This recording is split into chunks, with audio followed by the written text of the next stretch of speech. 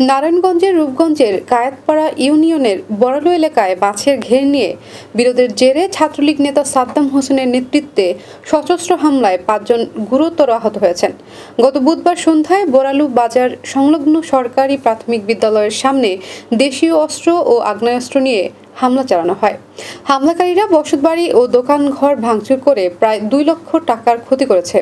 আহতদের মধ্যে গৃহবধূ মমেনা বেগম সহ 5 জন রয়েছেন। ভুক্তভোগীরা দ্রুত হামলাকারীদের গ্রেপ্তার ও ন্যায়সঙ্গত বিচার দাবি করেছেন। তারা জানান, আমরা শান্তিপূর্ণভাবে বসবাস করতে চাই এবং এই ধরনের সন্ত্রাসী কর্মকাণ্ড মেনে নিতে পারি না। গতকাল শুক্রবার স্থানীয় জনগণ ও বিভিন্ন সামাজিক সংগঠন এই ঘটনার প্রতিবাদ ও বিচারের দাবি জানিয়ে মানববন্ধন করেছেন। ঘটনায় রূপগঞ্জ থানায় মামলা দায়ের করা হয়েছে এবং প্রশাসনের প্রতি দ্রুত বিচারের দাবি জানানো হয়েছে। আমরা তাদের বিচার চাই, এই ফাঁসি তাদের এই যে সাদ্দাম তাদের অত্যাচারী এবং তারা সন্ত্রাসী, তাদের বিচার চাই। মাননীয় উপদেষ্টার দৃষ্টি আকর্ষণ করছি। টাকা চাইতে কি আমার হাজবেন্ডে মারছে, আমরা 4 লাখ টাকা পাবো। 4 লাখ টাকা চাইতে গেছে দেখে আমার স্বামীরা টাইকা নিয়ে মারছে।